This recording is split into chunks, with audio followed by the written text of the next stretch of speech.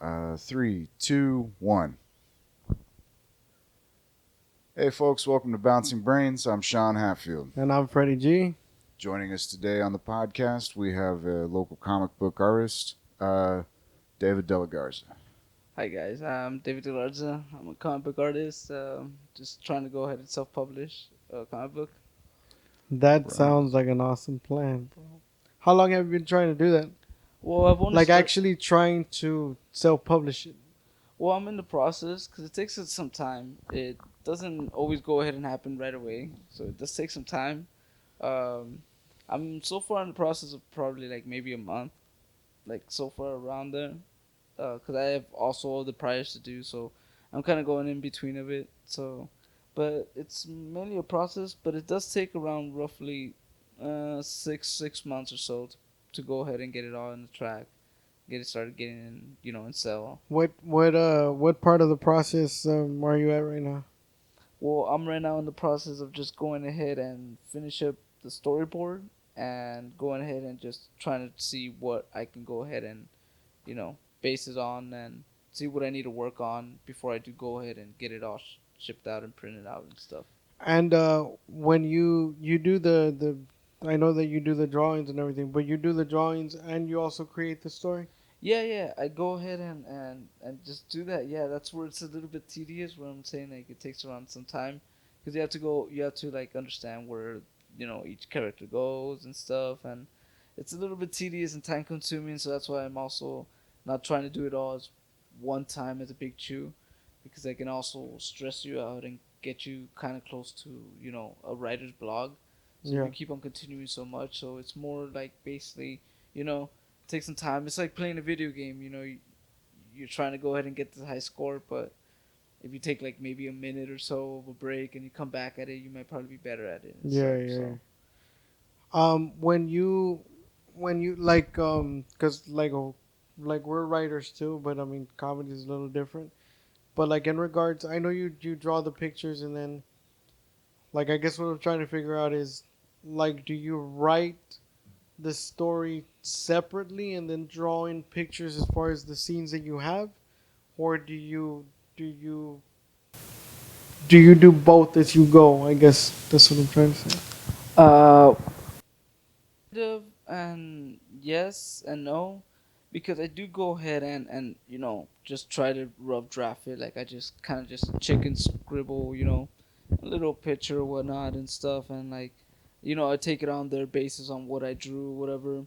Like if I get like kind of somewhat a small little minor like writer's blog, if you say it like where you don't know where this could go after this or whatever, you know I kind of just draw. You give me a little, like, a little something, that would like, maybe bring a spark or whatever. Just continue it.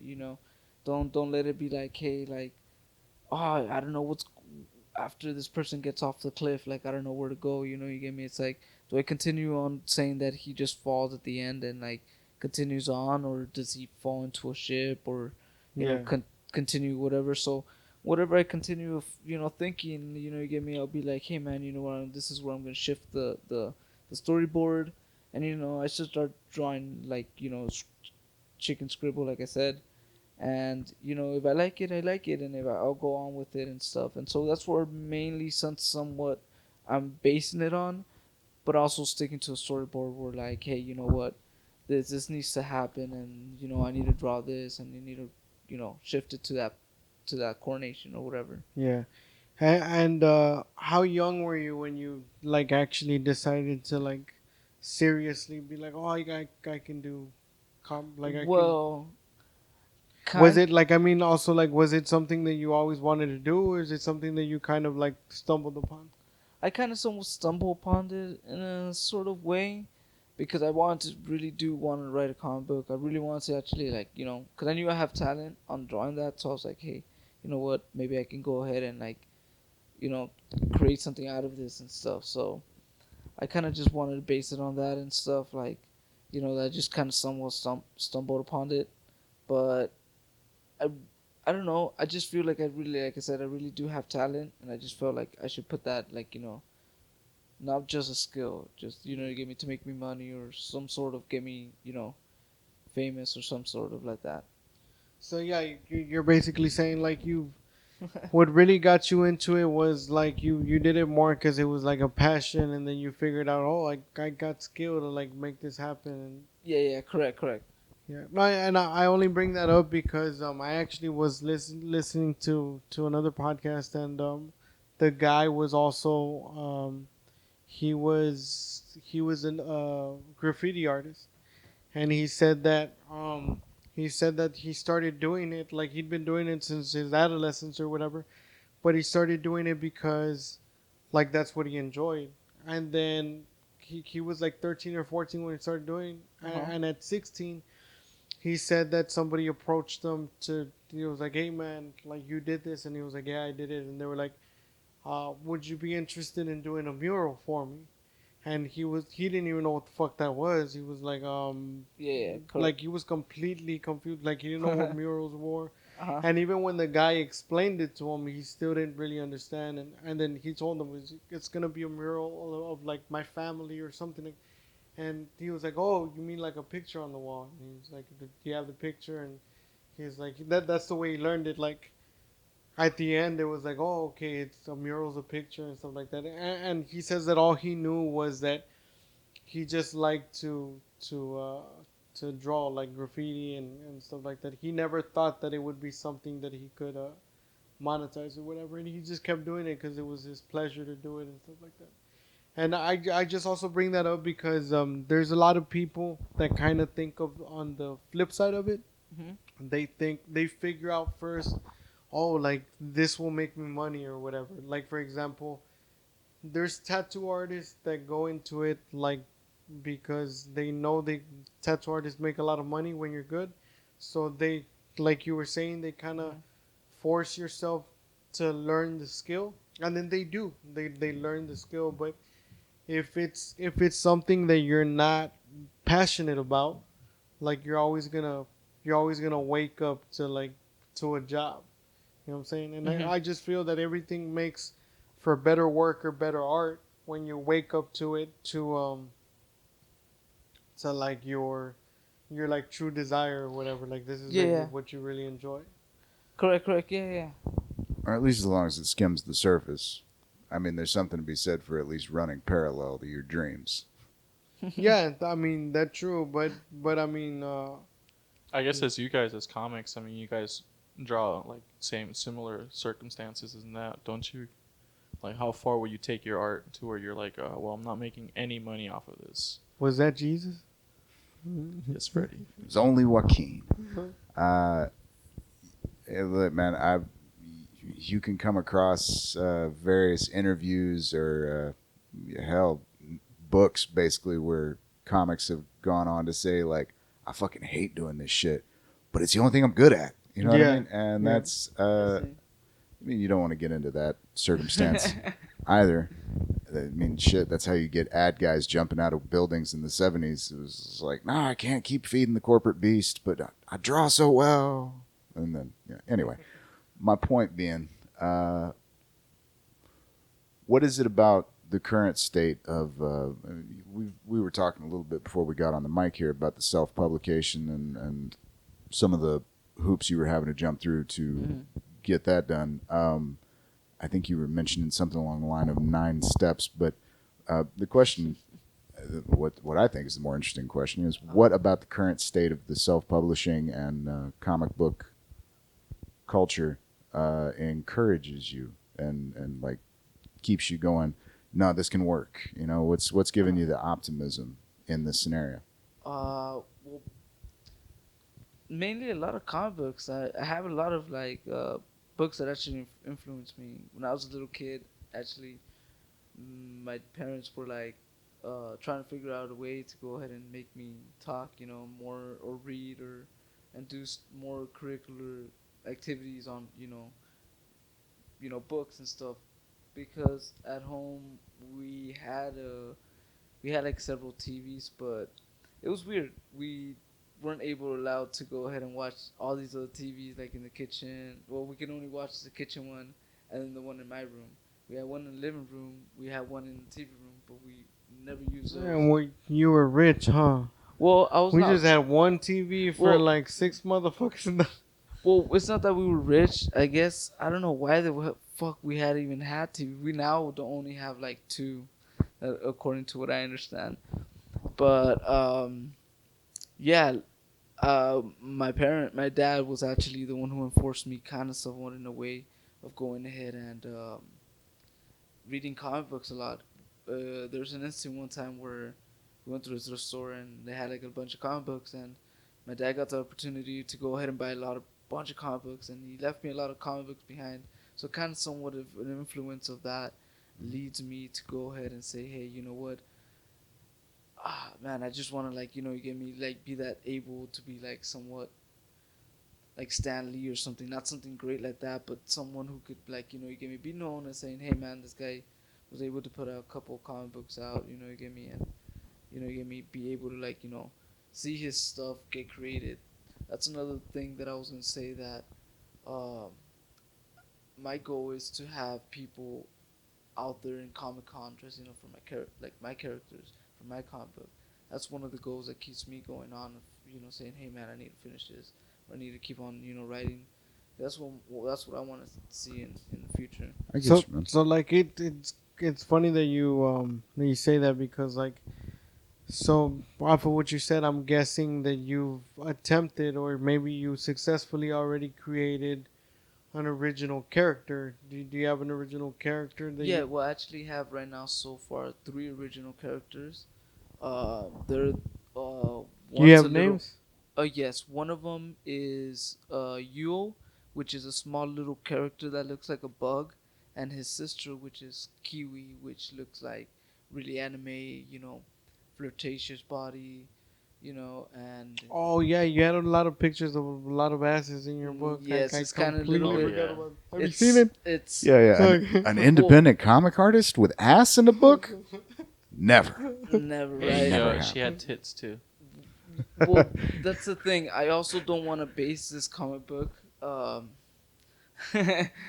don't want to base this comic book to be, um, real whitewashed, Western society type of comic book. I want to have it like kind of somewhat culture-ish of Japanese, because what I've noticed is in that culture, uh, you could be in a subway train or so, and you could be either like touched and molested or so, because they're the reason why being is because it was over so many years of art and comic books and anime and stuff that the adults got into it, and it was able to put the point of perspective where if you were to be in a subway, like I said, not being groped or so, you could be sitting next to a 40-year-old lady who has like a nudie magazine in a comic book form, like anime or manga, and she would be just sitting there watching, like reading the little book, this nudie mag or whatever, in their form or culture. So it's like put that in the basis of like you get me over years of generation. It pretty much if you go to Japan or so, you're gonna bump into seeing something where it's like really adulty-ish, semi, you know, not nudist or nudisty or so. So that's another rule that they put on anime. If you see a lot of artists in anime, they say that always to draw, never to show this. You gave me this body part or this body part or so, and always if you want to have like an appealance to, you know, not a certain crowd, but like to the public or so, or not publicly, but like to Commercially. yeah commercially or whatever, to be promoting or so Yeah. in a formal way, you have to have that spice, and that's what it is. And so, what I was saying about that art, most of the artists they say that they don't show, you get me any sort of maybe a little bit of cleavage, no nudity of down here other than here. That's why the skirts are so low. You get me, and you kind of just get to the sense of saying, hey man, why are your skirts so low? Like, you get me, and you imagine, you get me all your little imaginations and stuff, and that get me it attracts some certain a crowd, and some certain people say, hey man, you know what? It's like Dragon Ball Z or so, if you want to say that. Like, you know, there's his stance with like this certain character. You get me, that has built up so much. You get me, and it's just it's noticeable. It's not like, oh, you just say that name and people will be like, what? You get me. You say that name and you like, hey, you know what? I know what you're talking about. Yeah. You get me. Like there's a premise to it. Yeah. You get me, this and that. But that's what I want to get. That's what I want to get and shift my book kind of adulty-ish, but like, you know, mid 18 or maybe like 17-year-olds could see this or Yeah. whatnot, and it's like kind of a little bit adulty-ish, but it's And like as far as the characters, because I'm really interested right now. You said that you created original characters.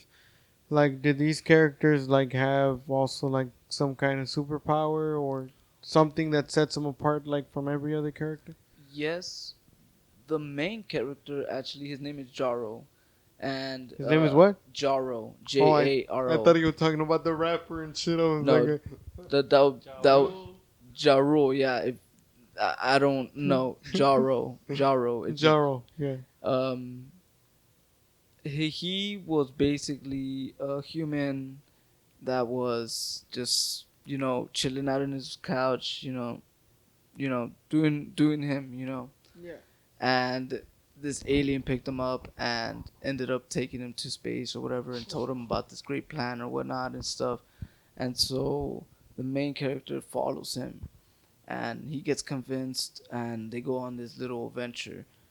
It doesn't turn out that the guy that was following him, the other guy that picked him up, or the alien, he bumped into Earth and he ended up destroying Earth.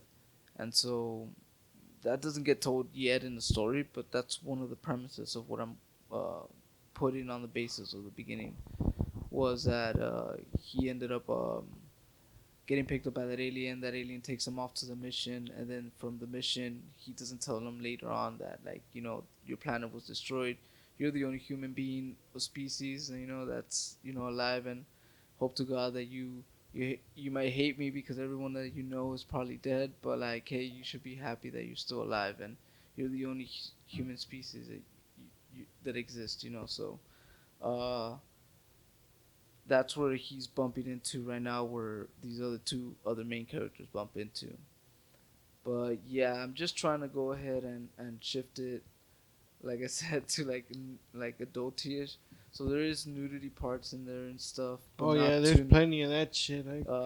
not too nudity to the point to the max where you see like Bro, I saw the things. whole ass. That's all I needed to. But did you see an asshole? Oh no. Yeah, that's you're what I'm trying right. to get There was to. no asshole. Yeah, there was no. True. Yeah, Hey, but so- there was. Speaking of that, Uh-huh. because it's a common thing that's like, I think, dividing people. Where are you on this, like, pro slut rights? I mean, I see you drawing asses and tits that are very big and really nice to look at. Where do you stand on this? Like, do you think like women should be dressed like that out in public? Like, what? No, not really. I'm not gonna say that I'm like you get me misogynist or like you get me anything like that. I So, just like, let the sluts be sluts.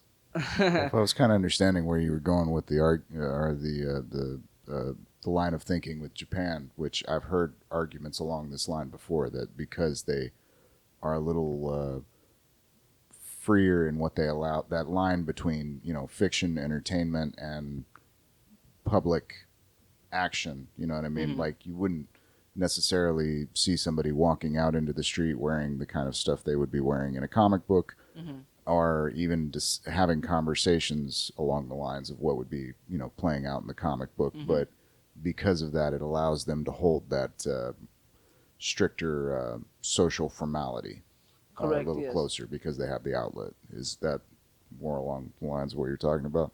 Yeah, I was So trying that's how you draw big asses and Yeah. and still call sluts. Yeah, Yeah. pretty much, Uh, because I'm trying to not go ahead and sell so much the book here in America. I'm trying to go ahead and please more the crowd in Japan, because my also goal is to be out there in Japan and like be promoting my you get me a comic book. That's a great market, man. And there's 1 billion of them motherfuckers. So Yeah, Japan, like man, not China. No, isn't there isn't There are the not a billion Japanese? Japanese people, Yeah, there's dog. not. No? There No. are not a billion Yeah. Japanese people, dog. I There's thought they were there's no Sony there's would have taken over the world years right. ago. Like what Hey, do you part want of me the to edit island? the racism out? Huh? You want me to edit the racism out? Fuck no. No. How is Well, that racism? I don't know how that's I don't know how that's It's racist, not. He's just being a dick. but yeah, no, apparently only there's like 3 or 4 islands, and only out of the 3 or 4 islands, like What's the one population island- in Japan? It's I'm pretty curious. low, now. man. It's actually pretty high right now for their standards.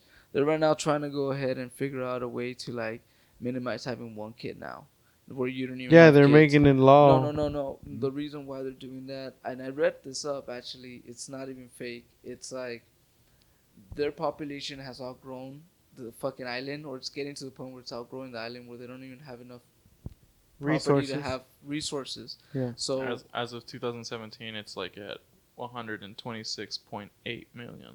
Oh shit! we're I was at- way off. dude, but we're at 7. We're here like Whoa, we're 7 worldwide. 7 worldwide. billion That's what I'm saying. worldwide. Like worldwide, we're 7, but they're over there. They're getting to the point where like they don't believe in love anymore. They believe in like somewhat saying like, hey, if I'm gonna marry this person, I'm gonna see them as more of his financial need, because I need him as a partner to help me succeed in life.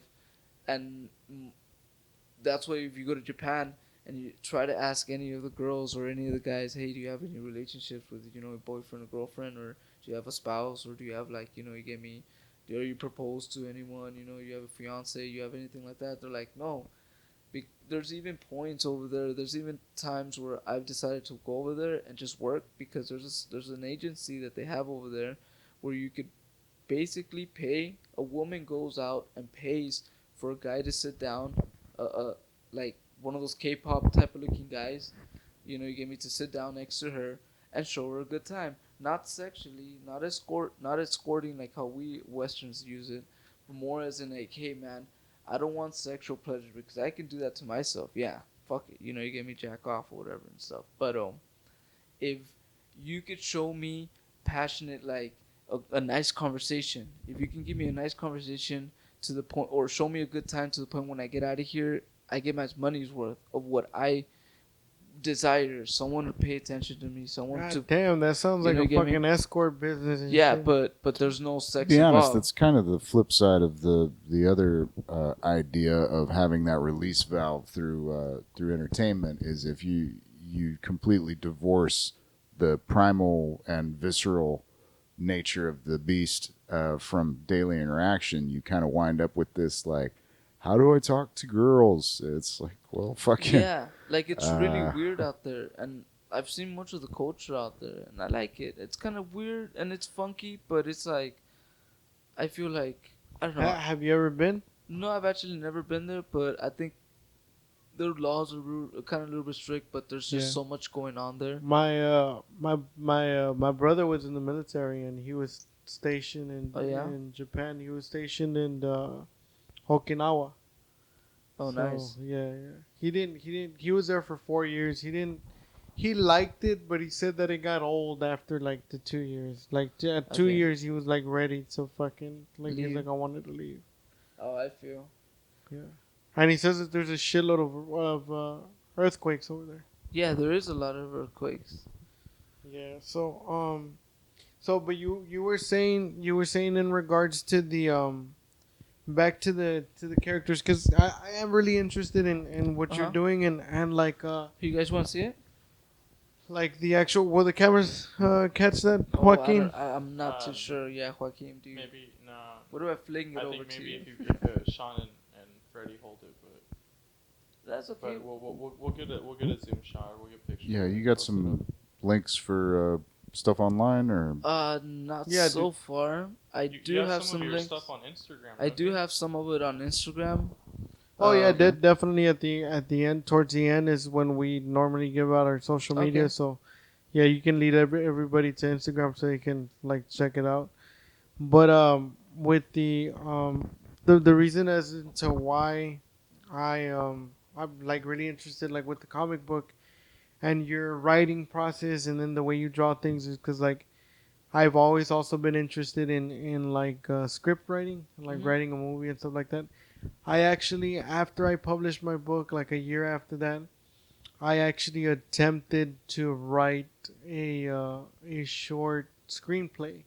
Oh, okay. So I went through the same process of like Yeah. creating, but not drawing, like just creating the characters, giving them a personality, Mhm. then focusing on the like the main premise of like what the story would be. I didn't get too far. I mean, all I got to create is I remember I created four characters. I started to write their personality and how their personalities interact, but I mean that's as far as I got. The reason as to why I bring that up is like, how do you do it when you?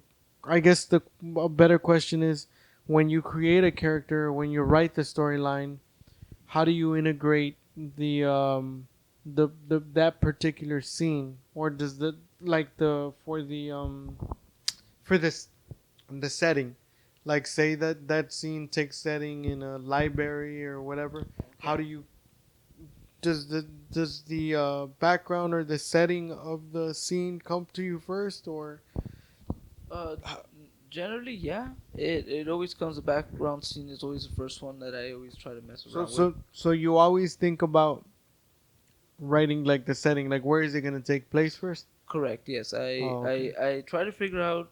I try to imagine for example, like if Jaros told Kiwi, "Hey, I'm gonna go out. I'll see you later." You get me. I already have that written down, but I just need to draw it in a picture. So I'll kind of imagine like myself like me telling that to someone and walking out the door when I'm saying that. So I kind of just base it myself like, okay, well they're already in a room. You get me, kind of just like pan out to a form where he's exiting out the door and stuff. But yeah, that's basically like where you know the background kind of does set. You get me more prior to where you get me where I do you get me right and stuff. So I'm so sorry. I'm just like No, it's my first podcast. no, I got you, man. I got you. Remember, like I told you before, it's just a regular conversation, just like you would have with anybody else. Like I understand sometimes people get nervous, and um, it's all right. Just be yourself, and it's good.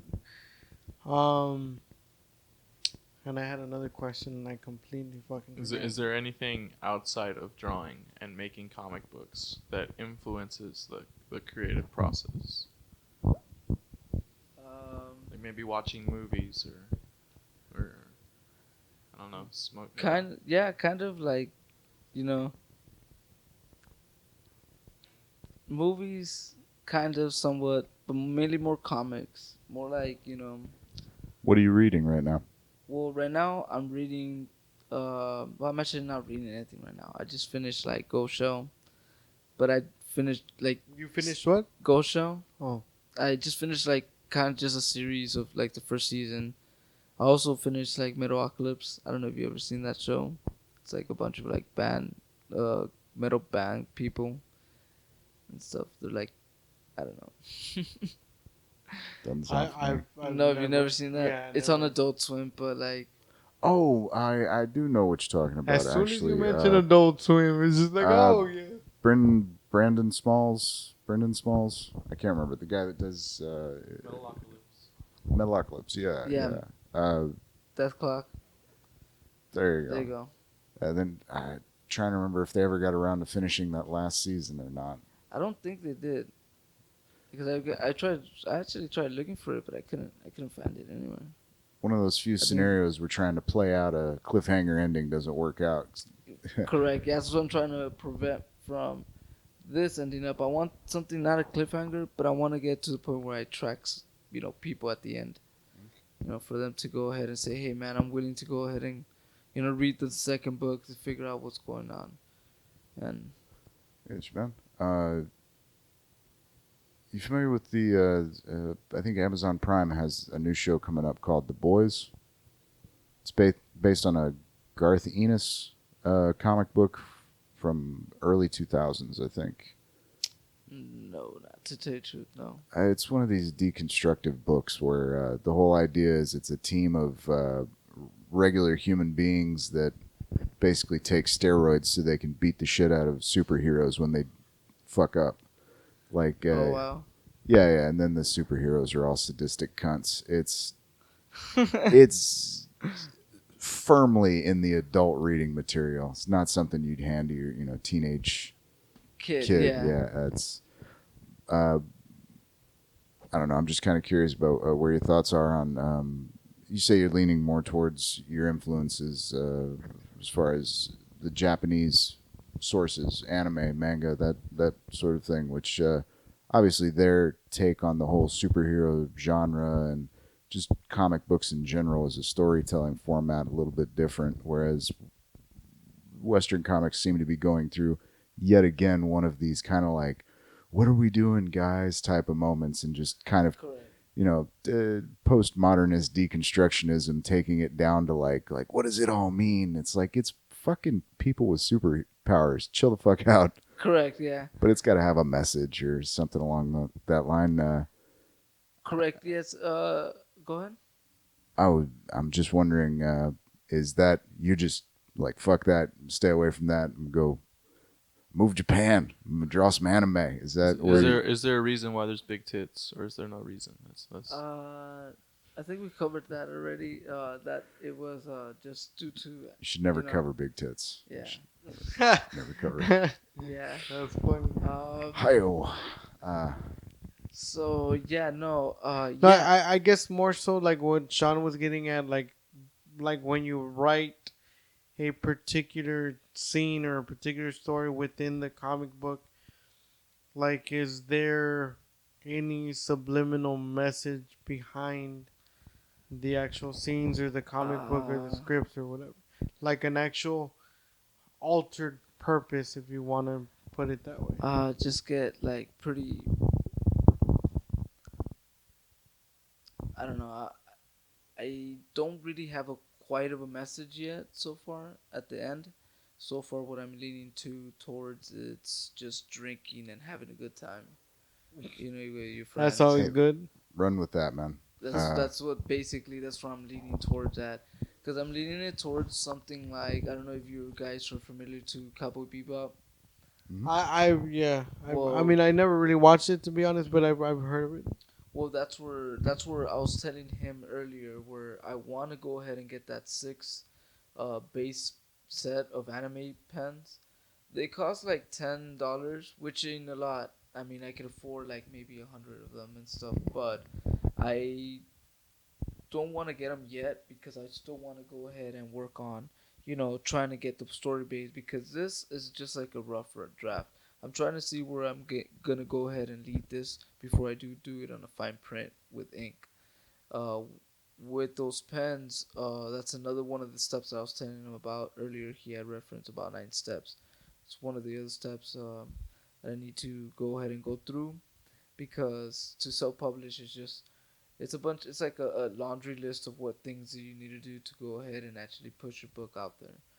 It's kind of a little bit tedious, like I said, and time consuming, but at the end of the factor, you end up producing like you get me.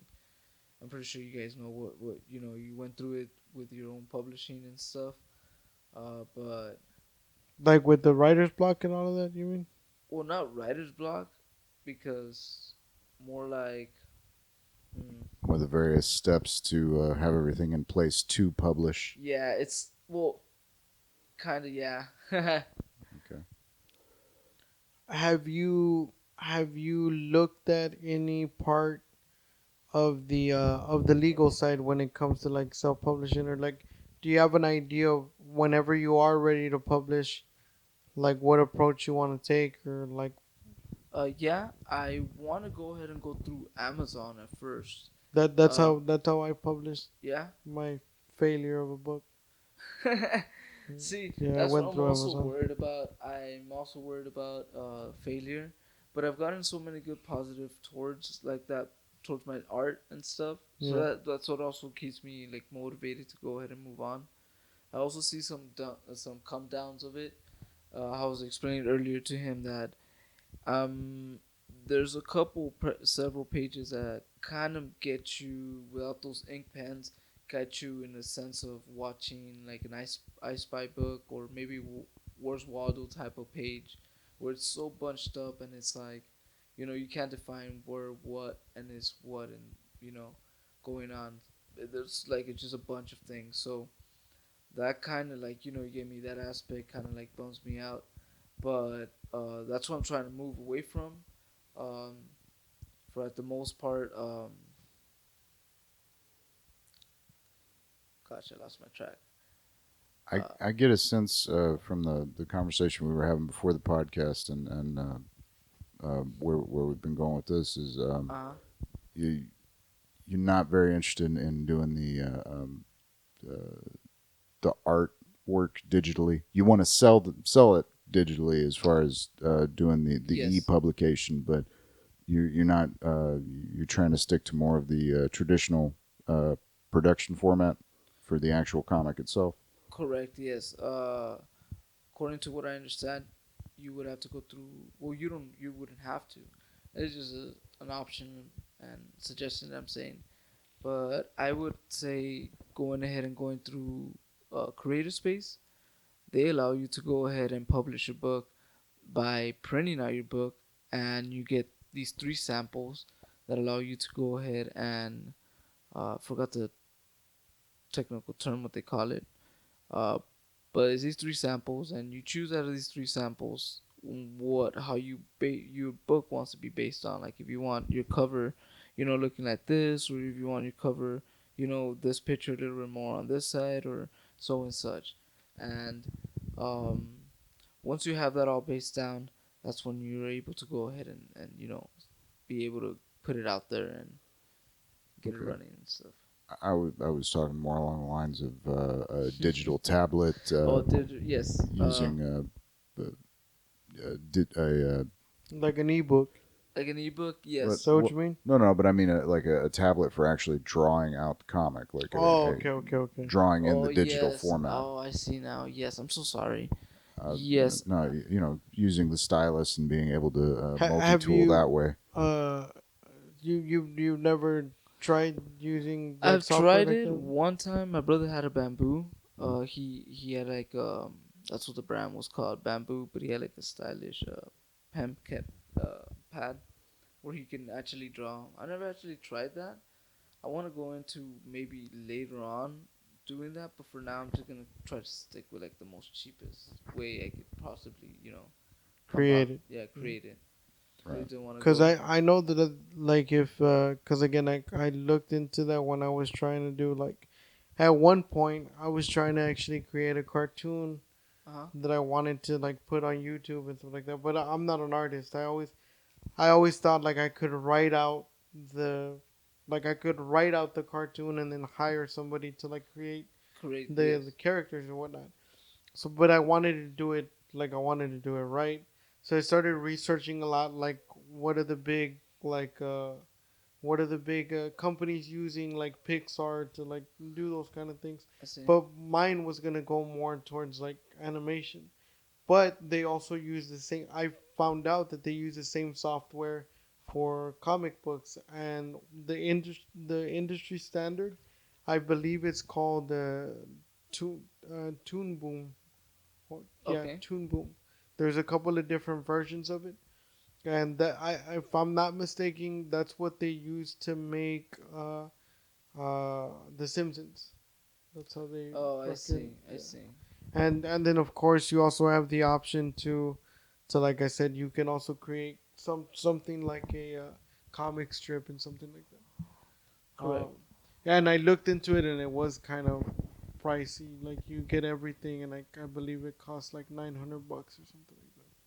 Wow. But I mean, you get everything professional. The only thing is, like you were saying, you would if you invest that kind of money, just need to make sure that you know how to work it and how to use it and everything, because Correct. Yeah. you don't want to sit on $1,000 of shit and then you can't Right. use it. Well, that's been my understanding is a lot of people that do choose to go the digital route, the initial investment up front ends up saving them a bit of money later on because you don't have to keep building up the physical toolkit of like, well, I want this for that and this for that, and Also, you're saving money on not having to have that much paper lying around. I mean, anybody who's ever had Correct. a Yeah. sketch pad knows you Correct. go through that stuff like tissues. And then when it comes time for the publication, you don't have to digitize your work; it's already digitized. But Yeah. if you can't use if you can't quite get a hang of using the stylus and the pad, then yeah, the whole thing is for naught. So I was briefly trying to get you towards this earlier. What is it about? Because you seem to be going full steam ahead on the publication front with it. Uh-huh. What is it about the current state of self publication in with the comics that's given you hope that this is going to be a fruitful path to go down? Well, the person that I kind of saw on this tutorial that I had on YouTube, Mhm. I saw her book and actually got to like read it online. And it's kind of alright. It's kind of somewhat like watching like Charlie Brown, little comic book strips, and then it has little stories, but it's all put in one book, like a big novel type of form, and just little strips, and then like, have you ever seen Calvin and and so Right. Yeah. Watterson. yeah. So it was something like that, and I figured I could go that route, yes, but if I also pump it out more like of a comic book or so, I think, I mean, her art wasn't really like, you get me, like I would say like, hey, something, it was pretty good. I'm not gonna lie, it was pretty good, but it wasn't like something where you put your time into, and it's more something like, hey man, I'm just gonna, you know, pump a strip a week or so, you get me. Right. So I had the mind concept of saying, hey man, if I was to draw this and I was to draw this with my talent, and can kind of have like a formal way of saying, hey man, putting it out there, like I said, um, I think it would work. I mean, as long as I can keep it like I said, low budget, I think it'll go ahead and work. I mean, if she did it and she was able to pump out like maybe 3 comic books, I'm not saying that anything about that, but you get me. I'm pretty sure I'll be capable of you get me, going ahead and you know giving it a shot and see if it all works out. Like I said, I'm still optimistic on that factor of like seeing people in Comic Con dressed as my characters. I would really that's Gotta have goals, man. yeah, that's my goal right there. Right on. Right on. Um,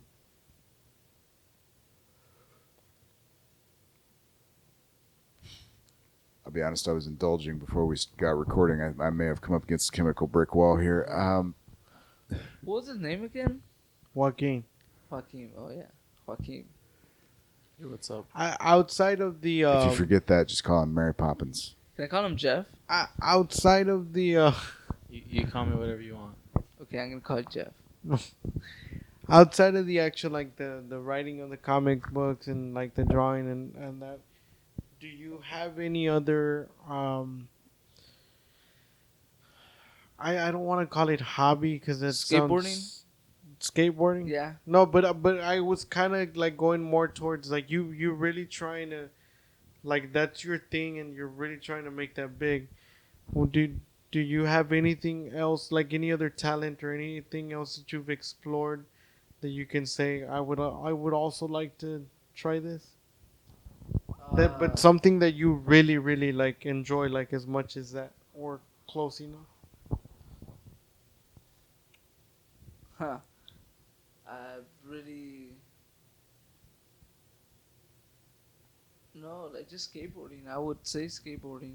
Have you, like, having to do with your comics and everything, and you knowing that you can actually draw very well?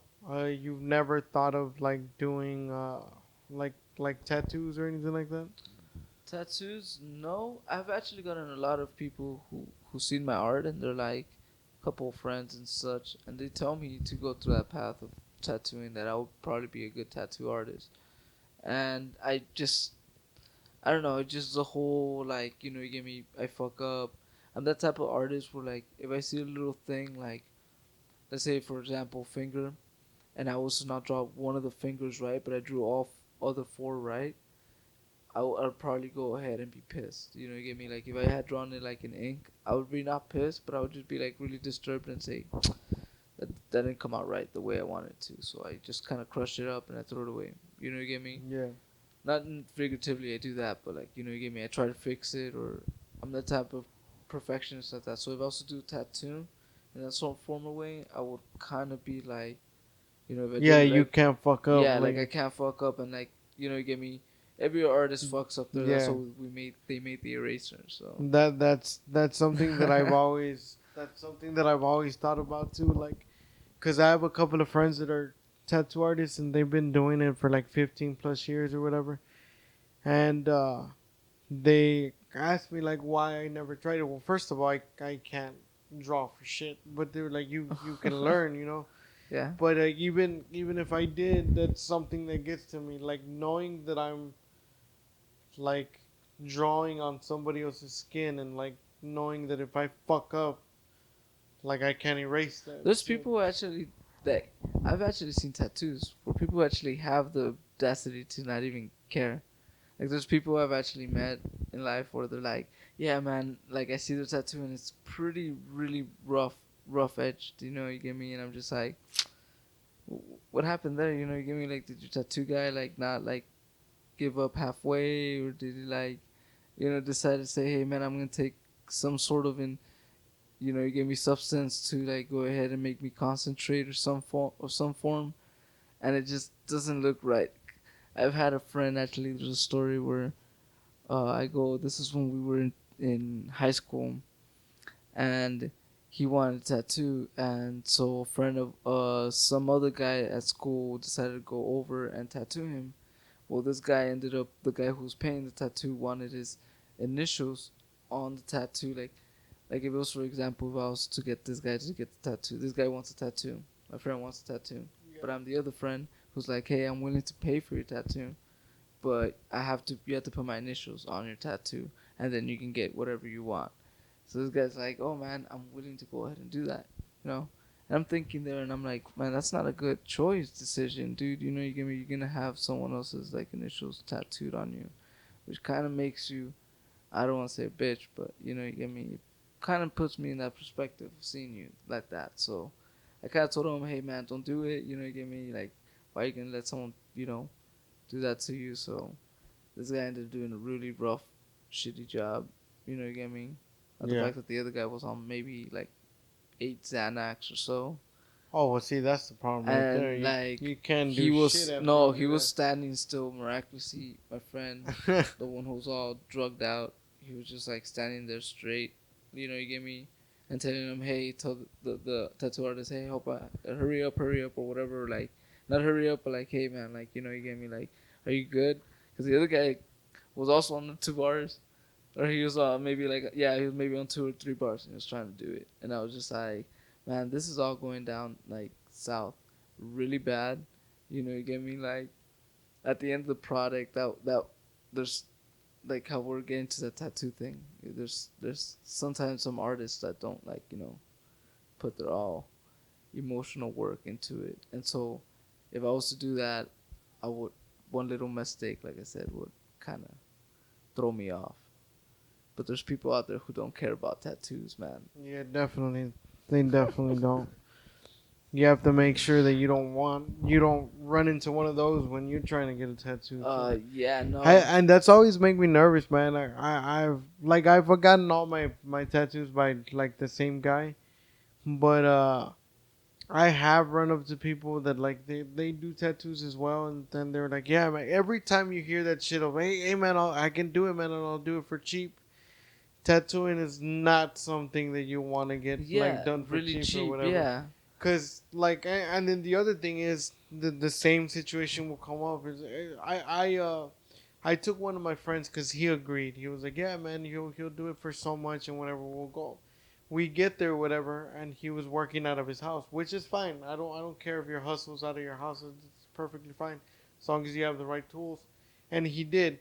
But before they were gonna start, he was like, "Hey man, I don't know if you smoke or not, but is it cool, if I go out and blaze real quick and I'll come back?" And we were just like, And then my friend told me, he was like, bro, it's a tattoo. I don't know if I want this dude high or fucking. Yeah, like So like we were in an awkward moment. I was like, hey, bro, well that's on you. Like it's your body. I mean, you tell him if you don't want to do it.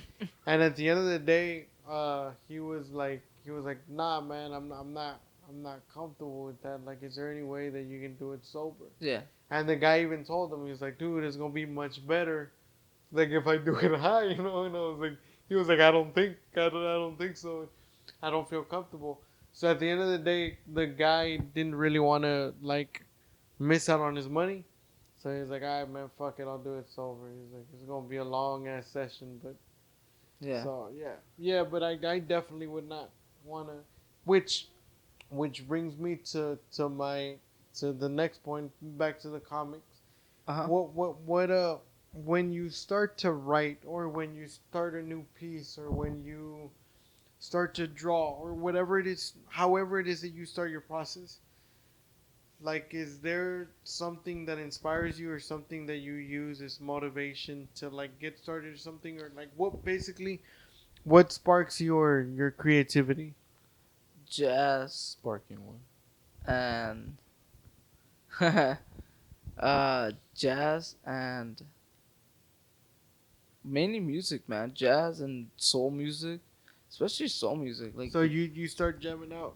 well, I start hearing that and it puts me in a good mood.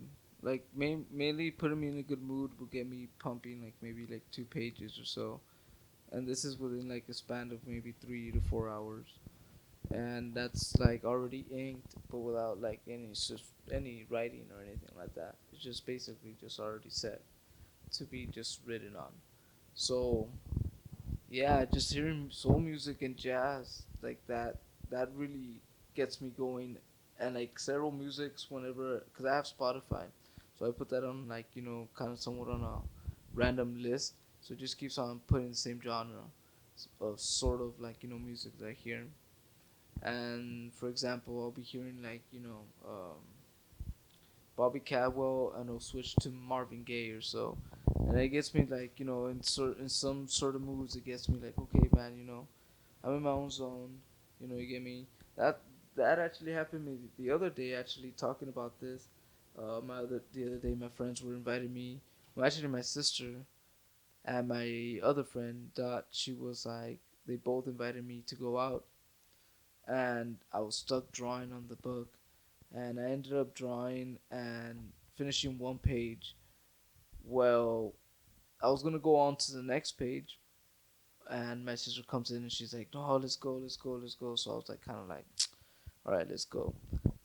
So I ended up going with them, but you get me. That's how I put myself on that you get me aspect, because I was listening to music and I was in my own zone. I was concentrating on all my focusing all my energy on that, and trying to have that you know it's kind of like not some a hobby. It's something that just I enjoy. Like how you said earlier, you don't want to wake up every morning knowing that saying, "Hey, man, I have to draw this book." You get more. I have to Yeah. continue and doing it. That's why I say that I go on and off of it, because it's not something that I want to like. You get me be right away and be so optimistic about and saying, "Hey, man, yes, this and this and that and stuff," knowing that I like within a few months or within a few weeks, I'm gonna like change my mind or so and be like, okay, I don't want this going on. Maybe if I take it more slower and saying, hey, man, maybe today I do like 2 3 pages or so, and then for like 2 or 3 days I don't do anything. You get me? And I come back within the 2 or 3 days, or maybe within one day I'll come back to it and be like, hey, let's start off more pages. You get me? And so keep somewhat of a routine like that, so I wouldn't have to be like, hey, what, stressing and being like, hey, I want this book to be done, because I'm also doing it just as a hobby, but also wanting to get this pumped out. Like you Yeah. get me in that aspect. But yeah, that's where it kind of gets all tedious and time consuming. If I also do it all the time, I'll kind of get bored of it, and we're not bored but stressed about it. Cause And when you like, cause you use music and jazz, and so like, do you jam out, and as you're listening, you start drawing, or oh you? yeah, yeah, like Oh, I'm okay. just like if you're doing any other thing like washing dishes or whatever, just music, just so you can give you in that rhythmic, you give me form of saying, hey man, and continue on doing this. I'm so focused. Yeah. So yeah, that's what gives me motivation to do it. That's another thing. And it's and so you're saying like music is the only thing that like Not just music, like food. Food's another thing. food Food, always get everybody going. right? Food is another thing that gets me going. It seemed like Uh, you were talking about drinking. oh, And then also you had drinking. You had drinking. Drinking and maybe having an occasional smoking of a cigarette, like that. You know, gets me also in the mood. There's times where I've taken my book. Well, not this one, not the blue one, but the small book, and I use the small book as more of a reference, as in saying, hey, you know what, I'm gonna plan on, like if I have two scenarios where I have two scenarios that I know where the character can go on.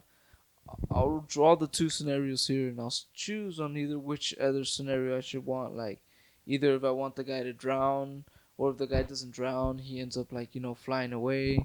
You get me. Instead of flying away, he drowns or whatever. You get me. I get to have like a little option there and stuff. So I've noticed that when I get too little bit hammered or so, I can't draw anymore. I can't like I Oh, get that's what I was gonna say. Like, I can't like it just gets to the point where I could have the pen and I'll draw, but it looks like a fifth grader or like a two-year old or maybe a 1-year old drew. It just looks like the lines, instead of it being chicken scratch but straight, it's just yeah, it's chaotic. yeah, and I was gonna say like once you get really tipsy, I think it's hard to It's yo yeah even hold on to the pencil or the pen or what have you. yeah. Well, there's something to that aspect of like it's like walking. Like you can, be smashed out of your mind and still walk a straight line, but it takes all of your focus to do so. But when you talk about something like drawing, It takes me 8 beers. I had to learn that the hard way. One time I was at my favorite bar, and like I said, I took that book, and uh, I would think I was at 8 beers, where someone told me to draw them. To draw the 8 beers. No, to draw them. Oh, them. Like if like it's Freddy told me, hey Yeah. man, draw me. I like how you draw, and I'm like, all right, cool. And I'm drawing, and But you're it like just 8 beers in. 8 beers in, trying to draw circles and things and that and whatnot, and I'm just like halfway there. I just kind of say, hey, you know what, fuck it. Just gonna draw like two dots as eyes, big pickle nose, whatever. I don't even care. Get out of my face. Here's a drawing, type of thing. But type of thing, yeah. I'm more of a grumpy drunk, not like saying aggressive drunk. Yeah, so I mean that definitely wouldn't be a good thing if Yeah, you. no, I'm more like of a grumpy, like like I have a good time drinking. I'm like more of a social, people. But if I'm like doing something, and I'm drunk, like if I'm drawing and I'm drunk, and you bother me, I become like something like Oscar the Grouch. I'll just start like mumbling shit. You get me. You can see my attitude, like Yeah, saying, hey, you because know what? it would Like, this guy had to come in and interrupt me and this and that. yeah, and it takes you out of your zone, like your Yeah. creative. I always thought, um, maybe with the exception of comedy, some people try to can pull it off, Mm-hmm. like when you perform stand up, but alcohol and then trying to do anything creative. Yeah, It's. not gonna- like I said, I think that only works with paintings. no, and also like I've seen it in comedy. There is comics that have been able to pull off their set, and they are much better composed when they're tipsy, because they get that what they call the liquid courage. So you I get the feel. liquid courage, and it's like you can go out there, you get your stage jitters out of the way. But when you're trying to do something creative like your comics or whatever, I don't think that would. Yeah, no, that definitely does not influence it at all. Yeah. Like. I don't even think like to get ideas or anything that I don't think that being like heavily under the influence of alcohol, like I don't think you would get a right idea of like, oh, like I can draw this or whatever. Yeah. It Could- might be all right for like maybe an editing type of thing where you're going back and trying to get some perspective. You know, take some time off, step back from it a little bit, look at it from a different angle, Uh-huh. get smashed, see if it makes you mad. That's yes. You explained it just correctly. Yeah. That's where I wanted to go towards as well with drinking. I don't always it gets good, like use it as an influence, but when I do, that's why I go and take my book and write and stuff because I get like drunk and I'll think of a scenario and I'm like, man, this is a good scenario. Why even bother? You get me? Like I'm already like at that point where it's like, yeah, it's good to go. So It's like, what is the old Persian thing about we'll have negotiations once sober and then we'll have negotiations again drunk and see how that works out. oh wow.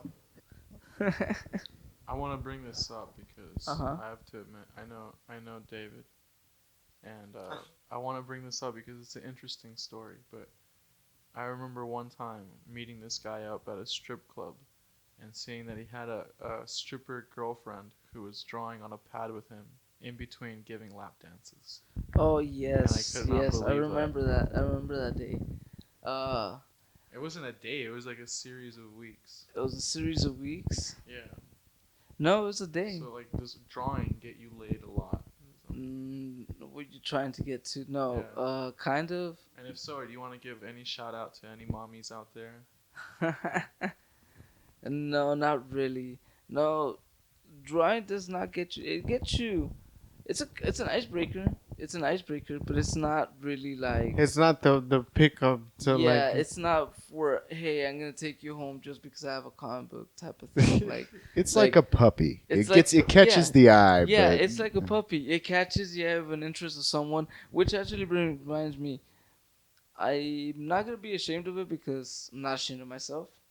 We I- all jerk off, dude. I think we can That's all not do- where I was going, Oh, but okay. I recently I just recently got out of jail. That's why I've only been working on it for a month. 'Cause I just recently got out of jail. I like where this is going. So Yeah, I got out of us some jail. jail stories. Well, it's not jail stories. It's more like a drinking kind of like, oh, what the fuck moment. I had gotten out of jail and I was going to the library to look for employment or whatnot, and to use a computer. And I dipped it after like a couple, maybe after 20 or 18 job applications. I dipped out to go buy cigarettes, and I ended up going to cigar bar because I was at the McAllen Library, and I went niggas were cigar bar.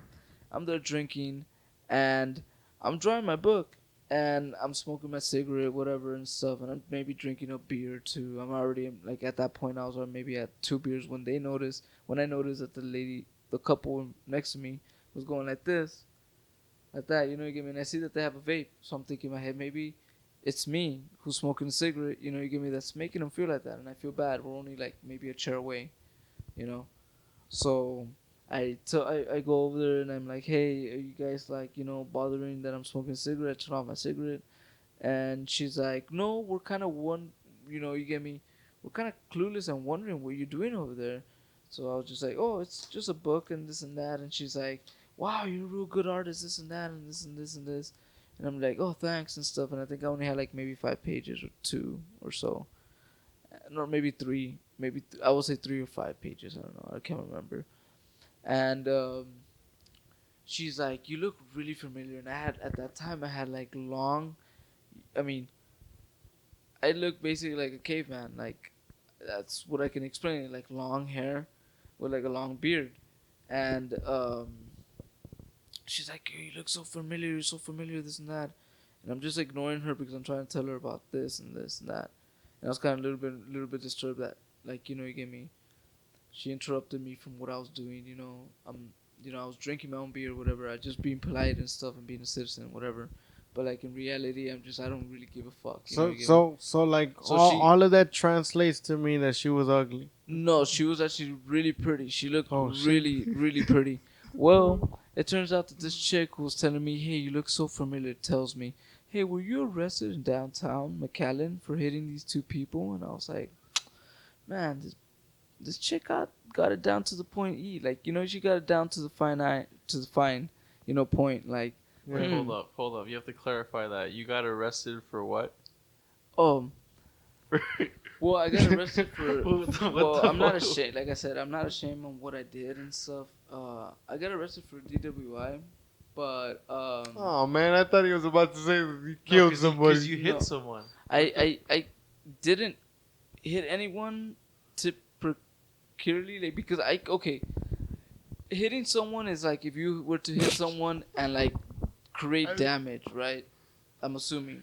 Like Not really. Not in the eyes of the law. hitting people is hitting people, If- right? If I do this, and he says he hit me, Uh-huh. in their eyes, because of what he said, that's hitting somebody. And I'm telling you, because I had a very similar experience where I literally tapped somebody in the head. This is what I did. I did this. That's all I did. And I'm lying. I tapped it twice. And then they said that I hit them. So the cops were like, "Well, would you like to press charges or whatever?" And and they were like, "Well, what do you mean? Like, why would I press charges?" They didn't even understand right at that point, and that's Uh-huh. kind of what helped me. But then the cop said, "Well, it's because that's assault," and I Yeah. started. It didn't help the fact that I started laughing, and I was like, "Bless you, sir." It didn't help the fact that I started like laughing. Uh-huh. But like he looked at me and he looked at the other person, and they were like, "Well, it's because like technically that's assault," and I was Uh-huh. laughing and I was like, "You're telling me that me tapping this person on their head is assault?" And then they Correct. told me any unwanted contact with another party can be, as long as they say it's unwanted, like when you tap them or whatever, Yeah. that it's considered assault. Yeah, well, So yeah, did you physically touch that person at all? not physically, like by me to go up to them and touch them, anywhere, it doesn't really matter. But the No, car did. but the car did, and it was more like I was waiting on a stoplight. I was already like, at that point. I was already like, maybe you get me. I would say a little bit tipsy. I was already maybe on like 10 beers or so, and but I was driving fine because I made it home, and I made it back to like downtown. Uh, I was waiting on a light. I was a block or 2 blocks away from my destination, and I was to have my turn signal light, waiting for these people to pass. Well, I saw these people pass or whatever. The light was still green. The light was still red. It turned green, and I turned. And right when it turned green, right when I turned, these two people decided to start walking, like this couple, and I stopped. And when I stopped or whatever, me stopping with the car or whatever bumped the person. Like, from there, once I stopped or whatever, I had already put it, like I reacted real quick because I saw them, like, at the corner of my eye, and so I put the brake, and me putting the brake and the car going like that or whatever bumped him. He got kind of a little bit mad. They didn't even fall on the floor. They didn't even get on top of my car. Like, you get me, or I didn't run them over. They just kind of like I bumped their knee or something, and he got mad and he was like whatever and stuff, like, try and check, make sure his chick is okay and stuff. They were both perfectly fine, you get me, just like, you give me a bump. But there was two cops right behind me and stuff that were walking, and so like they ended up like, getting them involved, and it just, I ended up going to jail for that. But the lady returning back to the bar, I was drinking there, and that lady was like, "Well, yeah, I'm the one who arrested you and stuff, you get me, I'm the one who put you in jail." And I was like, "Oh, no joke." And she was like, "Yeah, that's why you look familiar." And I was just like, "Oh, no joke, wow." Like, how is it a coincidence that I came from looking for a job because I just got out of jail, come drink over here, and it turns out the person who And arrested I me. ran into the devil. Yeah, Shit. you get me, like, So, right next so to you me is a didn't leave person. with her number? No, because she had a fiance that was a firefighter, and I was just like, all right. I was just like, I don't think I don't think this is a good look. You Yeah, know I what don't Hey, think but had that guy not been in the picture, I think would you have. would've had I a would have chance? gone. I would have been like, wow. Yeah, I would have. Yeah, she was pretty. She was really pretty, but yeah, no. She had a guy, and so he was telling me to join you know, firefighter crew and stuff and everything. And I was just like, all right, cool, yeah. I doubt it with my fucking record. Apparently, you get me. No, I don't think. I mean, But don't quote me on it, but I don't think. Yeah, when I think it's the firefighters, like, I think they're a little bit more lenient. I don't think. he I told mean, not me, unless you have like a long rap sheet, then oh yeah. no, well this is like my only offense I've Oh, ever okay. had. So it's No, like, you should be fine in a couple of years. You said this was recently, though, right? yeah. Yeah. No, it's be in a couple of years. You should be fine. So That was a good adventure, huh? it was kind of someone. I took it like someone like a vacation. He started have to pay bills and shit, and you know, I I had don't know time to what think. kind of vacations you've Yeah, I been don't on, know. but I don't know. I just didn't want like you gave me because it gave me like so many options, but I ended up just like doing time, and I was like I felt like that was the only option I had. Like as in, it gave me so much so you didn't pay repercussions. your bill. You just decided to like stay in and pay Yeah, that way. pretty much because I was like, hey man, if like I'm going in for something so dumb like this, like that put me in here, I'm gonna just stay in here and like if Deal with it yeah that way. deal with that way because I feel like if I was to go out there, there's so many repercussions. Not the fact that I drink, you get me. How hard was it for me to like cope, knowing I won't have like maybe a beer there and then when I get stressed out or if I want to like not do anything, you get me, and just be at home and want to drink a beer, I can't because it's like I went through some shit because some people decided to like cross when like the light was green, and that's the way I look at it. It's like those people weren't there, I would have been, you get me, at the place I was and stuff. And it's just crazy how And like and it's it's crazy. it's crazy how like we think, and I include myself because I've done like stupid shit in the past, and but it's always crazy how like we think of all this shit after the fact. It's like once we've already fucked up, it's like, damn, I shouldn't have done that. Like, why didn't I do it like this, or why? Yeah, If I would have just walked away, or if I would have left earlier. why look at it this way? Like I'm miraculously happy that it went down that way because if it had not gone down that way, I would have probably hit someone in the highway or so. That Cause that too, that too. I took off from McAllen too far, so I have to travel on the highway to get to over there, fastest way. Cause I was gonna go home and pick up money and then go back. So to do that, you get me, and then short time expanse, you get me, cause I have someone else there that's depending me to go back. Yeah. Yeah, that factor played, and so you know, I'm just gonna say like how Rick James said, cocaine's a hell of a drug. Just drinking is a hell of a influence that Yeah. could put you in a mindset to say, hey man, you can do Drugs it. are a hell of a thing. Yeah, Now, they're now, just now, drugs is a hell of a thing, man. In other now, let words. me ask you this because it's kind of interesting. Like you brought up that story of you like having that experience going to jail or whatever. Back like with your comics and everything. Do any of your like personal experiences uh influence your comics as far as like maybe the story writing? No, some experiences, yes. Funny experiences, yes. I mean, even if like yeah, even if the reality was altered a little bit. Yes. Some experiences are like influence in there. You give me funny ones because I also don't want to make it like boring. I want to make it like comedy-ish too as well, not just really adulty-ish where it's like just really like sexual or anything like that. Like I want to put bases on that. There's also funny parts in it. Um, but yeah, I put some weird. You get me. Um, contribute weird scenarios on daily life shit that happens to me. Yeah. And you said that was the only time that you had ever been like in trouble. Oh yeah, that was the only time I've ever been in trouble. That actually helped me out a lot of time.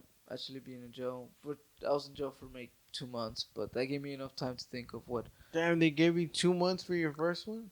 Yeah. Just due to the fact that the people that I hit wanted to, Oh, cause you hit somebody. Yeah, yeah. and they wanted to go ahead and you get me, They wanted to go ahead and get money off me, but they had no proof because the cop that I drank that beer with Yeah. that time, Yeah. she had put in the report saying that the people who got hit didn't really need no medical report. Like she said that they were all right when she left the scene, and then she called the hospital because they went to the hospital saying of the injuries, whatever, and the hospital said, "Oh yeah, we just gave him a band-aid," and they were let go. Like, and so because of that, the my judge was like saying, "Hey," or my attorney was saying, "Hey, we should fight this," and I was just like, "Nah, let's not fight this because it's gonna prolong me being in jail, and I don't want that."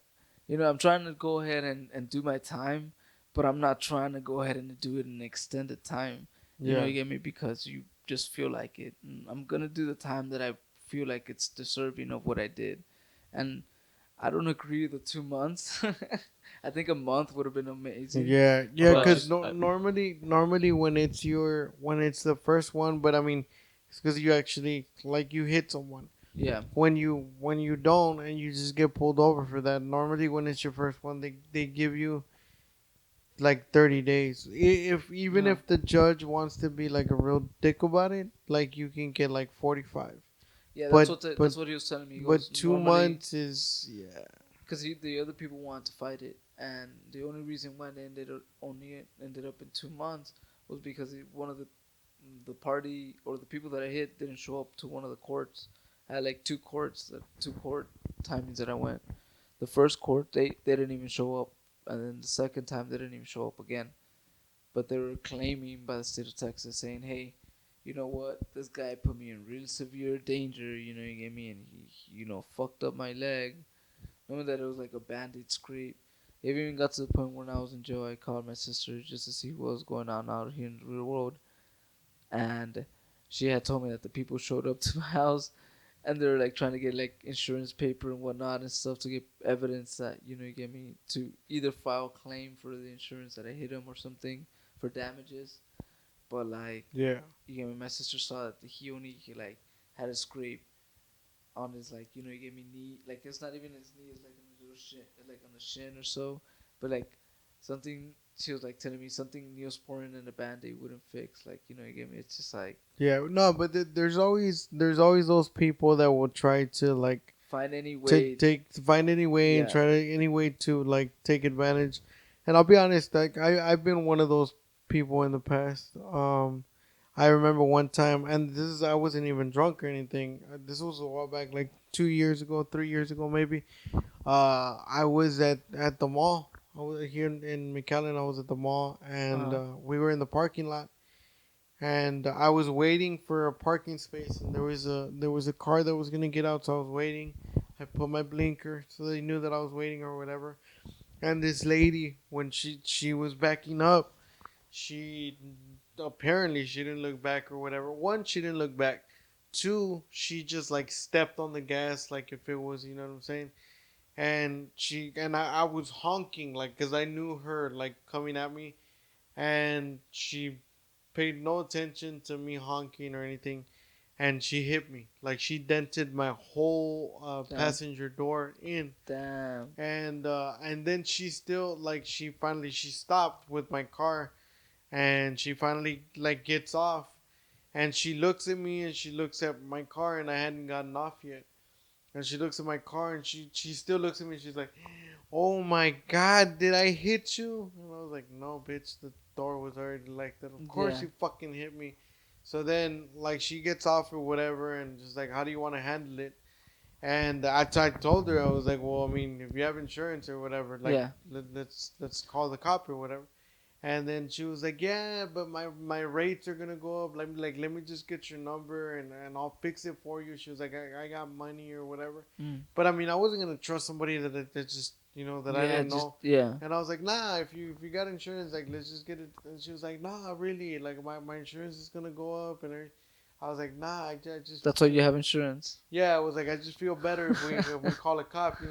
So we finally called. I called them, and she was there waiting, and then finally, like 15, 20 minutes later, the uh, the cop comes over. So then they start questioning us, And at this point, I had already gotten off the car, and she had seen me, right? So we're both standing by our car, and the cop comes over, Uh huh. and she questions her first, and she like real basic simple questions like Uh what's huh. your name, and then she was like how he was like how tall are you, how much do you weigh and shit like that, and she starts telling him, and then he asked her, he was like does anything hurt, like did anything happen? She was like no, I'm fine, just a little scared. And then like I was right there next to her, and he turns around, he sees me, and he asked me the same question. He was like how tall are you? How much do you weigh? Whatever. Uh huh. And then he gets around and he tells me, "Are you okay? Did anything happen to you?" And I look him straight in the face, and I'm like, "Huh, I don't know, man. Before she hit me, I used to walk straight."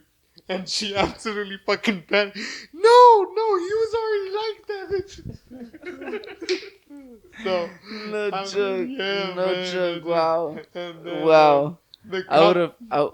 Yeah, I don't know what I would have done. I probably she, been like. she literally jumped. She was like, no, he was already like that. He was already like that. And even the cop looked at me, and he was like a real, you could tell that he was like a real Mexican cop. Uh huh. And then he looked at me, and he was just like, la cagas, bro, la cagas. Yeah. And I was like, No, man, no. and then he took my information, and I told him, I was like, nah, man, I'm just fucking around. And he took my information, and then before he was like, do you have any questions for me? And I was like, nah, it's good. And he gave me the little card, and then he was like, hey, man, the lady had already left, and he was about to take off. And he was like, "Hey man, let me can I ask you a question?" And I was like, "Yeah, man, well, what's up?" He was like, "Where were you actually trying to go with that fucking story?" And I was like, "Hey, bro, honestly, I was trying to leave this parking lot retired, you know." And then so, I was trying to get something out of it, yeah. man. So yeah, man, that's my story. I actually tried. Looking for that silver lining, the gold lining. Yeah, Take man, platinum but if you got it. it didn't work, man. It didn't work. But yeah, back to what you were saying. There is people that, I mean, me personally, honestly, I was just fucking around or whatever. But there is people that like will try to. Somebody actually once got over on me, man. Like I was I was approaching a stoplight, Hmm. and the guy in front of me stopped, and then I was behind him, and he stopped suddenly. But I was coming real slow already because I was slowing down because I saw the red light, Okay. and as I'm approaching him, I was already coming real slow, and I literally bumped him right on the back Oh, bumper. yeah, yeah. Nothing happened to my car. Nothing happened to his truck, but I bumped him enough to where he moved or whatever. His truck moved. Oh, okay. So I was like, I actually hit him or whatever. So I'm there. So we he pulls over to the side. Uh I huh. pull over to the side, and then I get off. And as soon as I got off, this dude, like, no bullshit, dude. He got off and he was yelling. He was like, "Oh, my back, I can't move," and that's what pissed me off, and that's how I knew he was bullshitting. Cause he got off and he was like, "Oh, my back, like I can't move." I was like, "Fucker, if you can't move, how did you get off the truck?" But he was like, Yeah. he was leaning on the truck, and he was like this, and he was holding on to his back, and he was like, "Oh, my back," and I went up to him, dude. I did get pissed because I could tell I did not hit him hard enough for like that shit to happen. Yeah, yeah, yeah. And then I was like, and I looked at him and I was like, all right, dude, like, how do you want to handle it? He was like, well, do you have insurance? I was like, yeah, I have insurance. So, do you? And he's like, yeah. Well, let's file a report. Let's file a report. So we ended up calling the cop, dude, and we filed the report.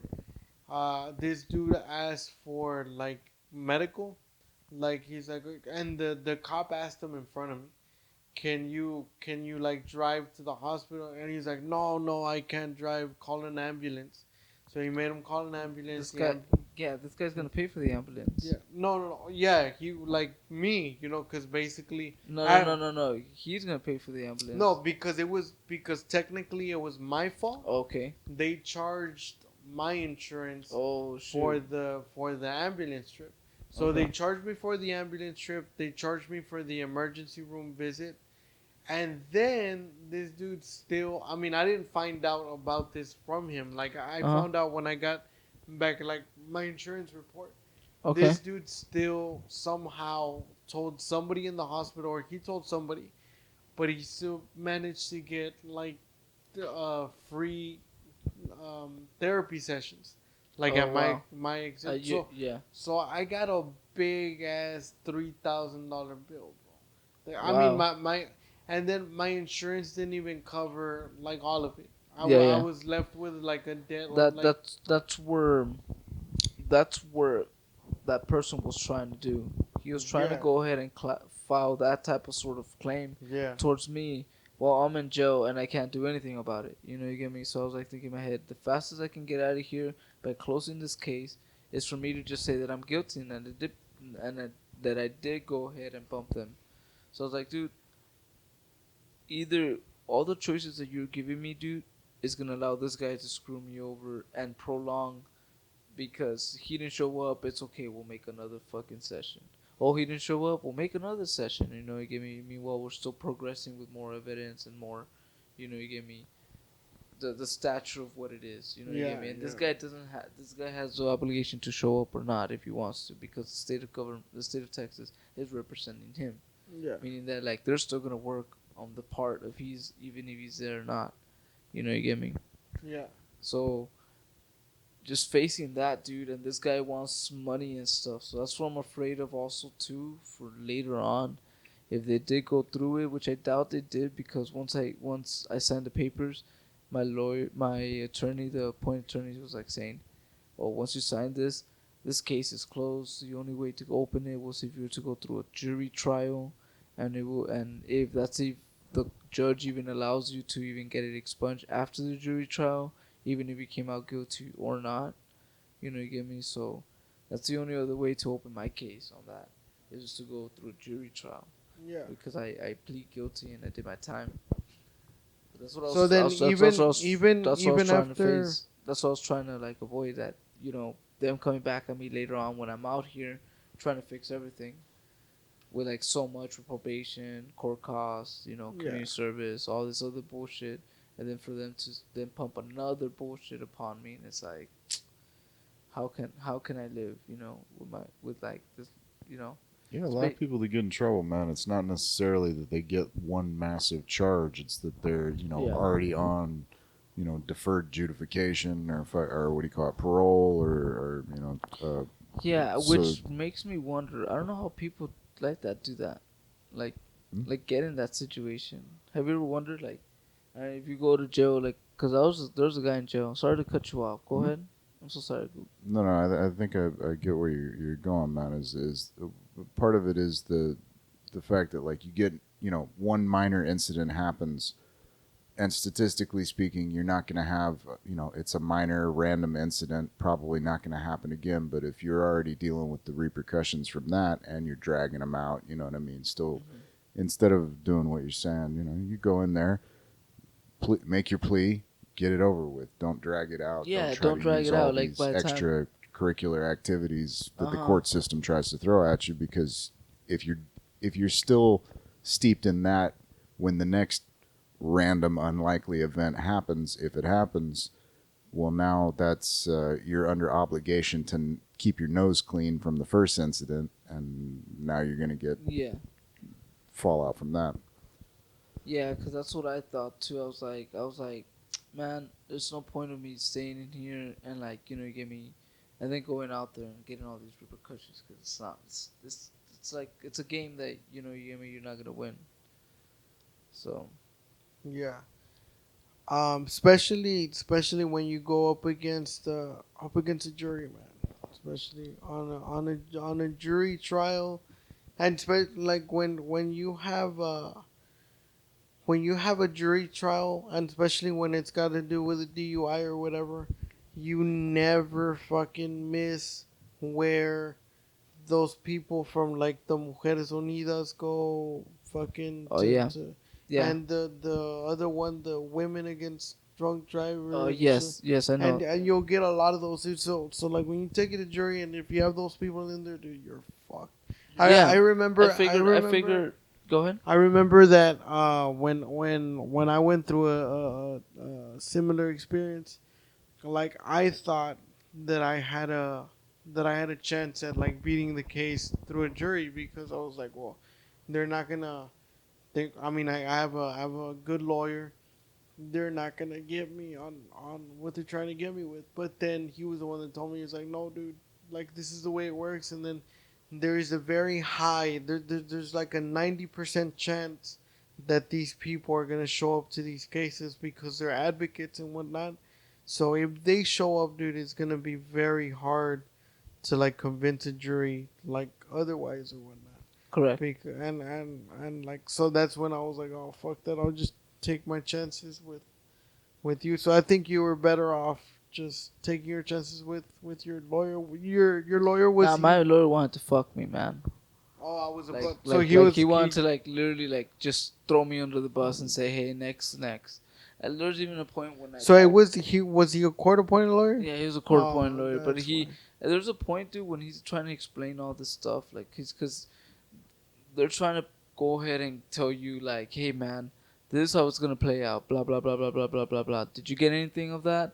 If you do get anything that like that, go ahead and ask me questions. And I'm like thinking, well, you went through it all really quick, man. I know I have a lot of questions, and like you want me to ask you a lot of questions and everything, but you basically threw all this at me like a fucking like really fast, and I don't know what's going on. We only have a little bit of time, you gave me to discuss this. So in other words, you basically give me another, you gave me roundup of what it is in a nutshell, and then you give me like basically 15 seconds or so to make up a decision and just move on. And at that point, dude, I could swear I smelled alcohol on that fucking guy's on that that attorney there. Like when he was talking to me and he was telling me this thing on the next bunk or whatever, because he's on the other side and he's just talking to me on my shoulder.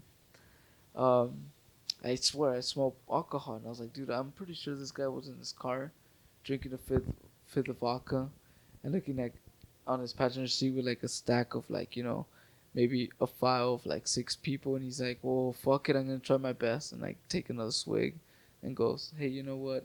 I'm gonna go and represent these Damn, people. you should have asked him. Like, That. dude, I wanted to. I felt like telling him, hey, man, how much have you had to drink today, dude? And like, I feel like if I told him that, dude, he would have been like, oh, fuck this guy, I'm not gonna help him. So just sign here, this and that, not knowing where I'm signing. And it's like, okay, That's kind of ironic that he was representing you. For yeah, right. That's what it made me an feel. It alcohol made me crime. feel really fucking shitty. I was like, dude, how's this guy drunk, but yet I'm drunk in here for fucking, bumping 2 fucking dickwads who decided to fucking cross the road when they, Well, when the light. they weren't charging you for being drunk. Like, They I were was so charging you for mad at being that. drunk at the wrong I time. was drunk at the wrong time, and it's like it gets me mad. That gets me mad because I'm like, dude, I spent time in jail for for 2 people who crossed the road. Oh, yeah, it's because they were crossing the road. They're crossing the road, and they shouldn't have been there at the time. So it wasn't because you were drinking then. It's not because I was drinking; it's because they were at the wrong time. I'm just gonna say that. Hey, Hey, to man. be fair, some people are too stupid to use the sidewalk. Yeah, they. Hey man, let me tell Yeah. you something. Just like they told me, part of the recovery process is admitting that you got a problem. You know what I mean? So it's all right. Yeah, I think I should have like. This is your I should have just stayed intervention. home. At that day, I should have stayed home. I should have stayed home. I was like grabbing my money and I stumbled upon the kitchen and dropping like the water jug because I have it in a stand.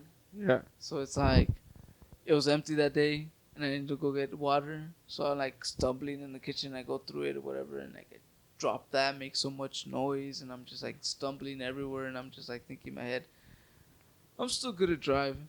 You get me? Like, I think I'm still good. I think I can make it. And that's because I was going like 5 miles per hour. I was going like fucking 5 miles per hour when I hit him. Not even Damn. going fast. I was turning. Yeah. That really sucks. I know.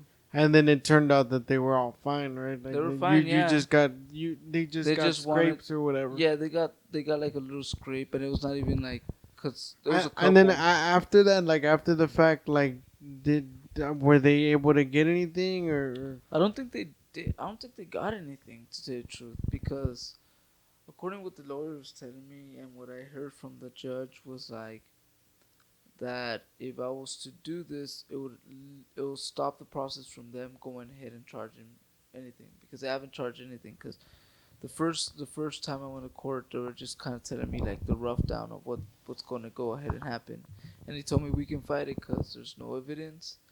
There's no evidence. There's no blood test. There's no breathalyzer to show that you're drunk. So you could just tell the judge doesn't know if you're drunk or not. He just knows they caught you for DWI, that apparently you were drunk, and that apparently you hit people. Because he doesn't know what side or what side. But there's no evidence Because of it. there's no evidence, and I was just like, all right, badass. So I told him, let's go ahead and fight it. When I allegedly hit this motherfucker with my car. But allegedly hit these motherfuckers with my car, but there's no evidence that it shows that I did that. So I'm like, fucking A. Well, it turns out that like the second time I go to the court, they're like, oh, my attorney's like, look, I'll give you these 4 options. Gives me the 4 options. The last option is basically do my time. And he's telling me they found video evidence. And I was like, oh, okay, video evidence, but what type of video evidence? Because I don't know. There's a video evidence in the street, by the street poles. There's video evidence before. What if there's no street poles? Maybe it was like evidence when the cops got there and they were just like, doing the whole little breathalyzer, or like try to do a breathalyzer on me, or like do the test on me or whatever. Or either there's video camera of me, you get me, possibly hitting them or whatever, right? Like, I don't know. I really didn't know what type of evidence it was, because my attorney was like, well, I got to look at it and, review it and see what I could help you out so they won't put you in jail or whatever, or get this expunged when you get out of jail. But I was thinking in my head, dude, if that video of me, like, doing all these tests and stuff, dude, I'm pretty sure I was not fucking sober enough to be, like, in my good, sharp mood of, like, doing these tests. You get me? Like, in my eyes, I think I did it all right. But in the cop's eyes and the judge's eyes, when I'm seeing myself drunk doing these tests, I don't think they're going to, like, lean to my side and be like, this guy is lying, saying that he had, like, 3 beers or 4. Yeah. You get me? Like, he looks like he had more than that. You get me? So it's, like, kind of putting me in the fucking hole. Yeah. So I just said, hey, once he told me that they have evidence, I was like, nah, I'm going to do my time. And he was like, all right, do whatever you want with your fucking life. And I was like, all right, cool, fuck you. And I signed my fucking paper, and I just told him, here, you can go fuck off now. And that's how it went down. It literally actually went down like that. I told him that shit. You can go fuck off now. I was mad because I was like, dude, I'm going to be here for another fucking, because they're asking 60 days. If I was to do that, where I was to be guilty, the state of Texas was asking another 30 days. So I was like, fuck. I was already in there for like a month and a half, and I was like thinking in my head, son of a bitch, bro, another 30 fucking days plus extra. So I'm going to be in here for like maybe another month. Give it or take, you get me, plus not this half of the month. Yo, but didn't you say it was like a vacation, man? It was a vacation. It was. I got to eat pretty good. Why didn't you want to leave vacation, bro? You got to eat good, man. What the fuck did you eat? Well, I became a trustee. It's something that you get me. You sign up for, and you get like these little privileges and shit, like little perks. Like, instead of getting like the inmates like regular plate, which is like just slob, you get like actual like solid food and like all this other shit. You get little perks like that. So I kind of just signed up for that, so I can eat better and get fat and like not worry about shit. Yeah. So he was eating good, shitting good, and sleeping. Something I was came sleeping out. good too in there, except with a pillow. Nah, no pillow, man. You gonna sleep with no other guy? No, man. Yeah, We all had different souls. That's weird. I never imagined that. Like, Was it here in yeah, it was here in county, in Hidalgo County. I thought I imagined more. I was gonna be more stuck, like more with chicken coop, where it was like bunk to bunk and stuff. yeah. But like once I got that privilege to be a trustee, it's like more of a one man cell type of thing. You know, you get me? It's like in the movies and stuff where you see like people climbing up stairs and it's like every person has their own cell and bunk and like the door closes and all that shit. Some shit like that, man.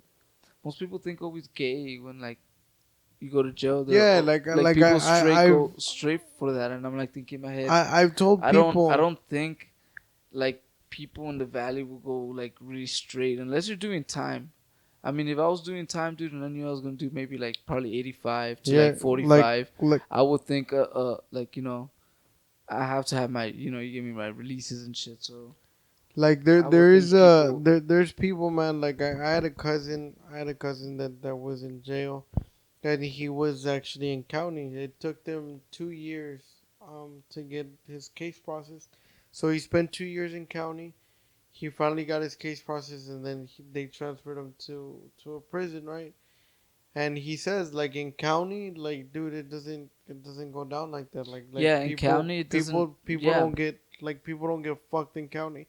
He said now, the only thing that he would worry about, or not really worry about, because like, he never really cared, but the only thing you have to watch out for is like in county is like fights. There's huge fights like every day, but he was like, no, when you go to prison, he's like, yeah, there is people here that get fucked, like they and but even when it happens, like you know that it's happening, but the best thing to do is like you don't know anything, you don't say anything, and it has yeah, nothing to do with you. yeah, because there's not really like anything.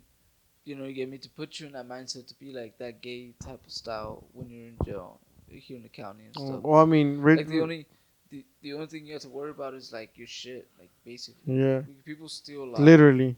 Oh, Like literally, they literally steal everything. Like there's even a case where I left like 2 cereal bowls, cause there's a time when like um they didn't have shit for breakfast, and so they gave us like a shitload of. They had given us a whole box of a 30 count of fucking cereal, and like they had left us like 30 or like 20 fucking cereal, I mean milks, and they left us a lot of shit, right? And I woke up and most of the boxes already gone and stuff, and like I got like maybe like four meal cereal. I got like I think 5 cereal boxes, and I got like the fucking 4 milks. And I went back to my bunk, and when I went to go do shifts or whatever to go work and pass out plates or whatever to the inmates, when I went back to my cell, there was only like maybe two, and I was like in my head, how did I go from 5 to 2? I was like, what the fuck? Like someone deliberately went up to my fucking cell when I was working and they weren't, and just grabbed like 2 fucking cereal boxes, and they're like, dude, there's 24 of us. Out of Yeah. us 24, no one's gonna fucking say shit. You get me? They're gonna be like, hey man, here, I'll give you a fucking cereal bowl if you don't say shit. You get me? Yeah. Meanwhile, 15 of us are fucking working and only 4 of us are in the fucking cell right now. And it's like, who are you gonna fucking like really point fingers to? And it's like, dude, and you're fighting over cereal. Yeah. It's like you're fighting over Hey fucking man, but cereal. some of those things, man, they're that's it's like gold Like in yeah, there, man. it's some of those shit is like gold, and they're like, Yeah, ramen noodles and cigarettes, bro. no, it's clothing, it's socks, it's clothing. I had to learn that the hard way because I gave like a pair of socks to like this guy because this guy was like, "Oh, I don't got socks and this and that," and I was like, "Man, I got you, dog." I was like, "Here's a pair of socks, brand new pair of socks, 98 cents, whatever it cost me." So I gave him the socks, right, whatever, because he was my bunk, the guy down here, and he was like, "Oh, I got some shampoo that you could use so you could wash your hair," and I was like, "All right, cool, it's an even trade, you know." He let me use the shampoo until I get my own shampoo. Meanwhile, for some pair of socks that I got, just because I was thinking maybe I'm gonna need like, pair of socks, because you get me. I'm just gonna be in my socks either all day, or either I'm just gonna be on with my shoes all day, and you know, there's not really so much you can do but other than to exercise in there. So you get all stinky and shit. So I was like, maybe if I do that. But yeah, it turns out like people will go to an extent to do shit, bro. Yeah. And like, you know, that some little things like a pair of socks is like gold. It's like, dude, you got me, bro. And he was like offering me later on that day. He was like offering me like soups and shit and telling me like it's okay, go and grab a soup. He didn't offer to suck your dick. No, No. I would have turned that down right away. I would have been like, no, dude, keep the socks. Like, fucking keep the socks, bro. Don't even come and give me any favors anymore. Like, you know, you give me just fuck off. Keep the socks. You give me like, shit. it's like just be happy that I was Cut happy. your losses. Yeah, just cut my losses right there. I was like, fuck them financial view. Yeah, of it. man. It's like my cousin used to tell me like, yeah, man, it doesn't really happen like that in county, Yeah. but like in prison, like it really does happen, and it reminds me of that one, because you were saying he's like it's not if you're straight or gay, and it reminds me of that one bit from Richard Pryor that he says, and people act crazy when they hear about men fucking other men in jail and they think that you're automatically gay. He's like, oh, they fuck you. It's not because they're gay. They just like to see that funny face, that funny look on your face. You know? It's funny as fuck. Yeah, no, there wasn't really any gay incidents in there. I think it's because of the factor is that prison is a high. Is a high security. Another thing that a lot of people don't know, and I know that they do it here in county, but they're like when you go in, especially if they know that you're gonna be there for an extended period of time. When they serve you your food or they give you your food or whatever, they actually put shit in your food so that you don't get an erection. I No, mean, no. there's people. That's what they. Yes, I was in there and they said that. They said that they put it. They put something in the juice to make us impotent, so we won't Yeah. go ahead and be horny Yeah, and wanting to go ahead and like Yeah. you know think outside the box if you want to say that. yeah. You know, you get me like. That's a nice way to put it. But yeah, no, that they don't do. What they do though do is they do not put salt in the food. They do Yeah. not put salt. Yeah. If you find like there's an instance where one time we're not allowed to be in the kitchen because I was trusted to just pass out plates. I was not trusted to make the food. And there's an incident where for some fucking reason I think the security guard, she was always mean and she was always uptight. She's like one of those security guards that are like tied up and whatnot and shit. One day I guess her husband probably fucked her right or some shit, dude. She woke up, she was in a fucking good mood that day. She was like, "Oh, come in the kitchen," and we're like, me and this other guy who got left behind that we're gonna feed this other fucking like cells. She was like, no, we were like confused as fuck, and we're like, dude, what the fuck? We're never allowed in the kitchen, like, you know, get me. We're only allowed in the kitchen just to grab the carts that are already filled with the food, so we can go and deliver them and start passing them out. But to be inside there and eat with the other fucking inmates or in the kitchen, like, because the inmates in the kitchen, if you work in the kitchen, dude, you're gonna be fed like a fucking hog. Like they have like actual food, and they actually have like salt, so you could actually put in your food. Yeah. Like the food that I would receive would be like the food that the guards would eat. It would have salt in it, but it was only like a portion of like food. Like it would be like a scoop of like fruit, a steak. You give me like not a steak, but like you give me like a school food, just like how school food is served. Yeah. You get me, but. And the inmates will get like sloppy shit, just like whatever, Yeah. whatever we can make real quick and cheap. Yeah. Well, comic books, superheroes, superpowers, Getting drunk. getting drunk, and potentially getting fucked when you go to jail, and that not really happening. That sounds like a great a great lesson, first of all, to make sure that we don't Yeah. go to jail. Don't do We drugs, stick kids. to our creativity. Always run from the cops, kids. Stranger Um, danger. and an awesome way to wrap up the night. We like I had told you earlier. We like for people that come on to like give out their social media and stuff Oh yeah. like that. And, If you I want, mean, if you want to, I mean, yeah, I want don't you to mind. feel- If you guys want to go ahead and see like some of my art, it's on Instagram. You can go ahead and visit me at David Amberstone, or you can find me at Bluntastic Cream. It's all together, Bluntastic Cream. If you can go ahead and spell that out, it's Bluntastic Cream.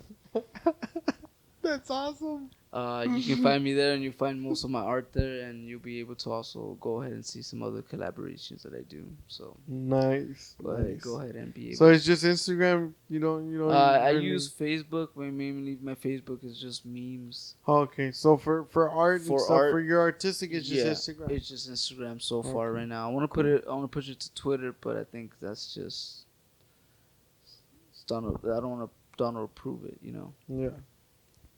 Cool. You can get in touch with me, as always, at hatfieldstandup@gmail.com, as well as Hatfield Standup on Facebook and Twitter. And you can find me across the board on Facebook, Instagram, and Twitter at Freddy G. All right, if you're listening to the video version of this podcast, you can find the audio version at shoutengine.com/bouncing brains. And if you're listening to the audio version and you'd like to see the video version, you can find us on YouTube under Bouncing Brains. You can find us on Facebook under Bouncing Brains. You can find us, you can email us at bouncingbrainspodcast@gmail.com, as well as well as on Stitcher, the Google Play Store, the Google Music Play Store, and I always forget the last platform we're on. Aren't we on 3 of them? Let's just This is- assume there's a mystery one out there. And as like we said last week, we also have welcome a group. What? Oh, Facebook. Yes, of course. You can get on there and talk to us. Send us comments. Let us know what you thought about the guests and just our typical bullshit. Also, welcome once again to the new listeners at RGV Titan Radio. Hope y'all are enjoying. Word. That's it. Yeah. We're good. And until next time, keep it tight. Later.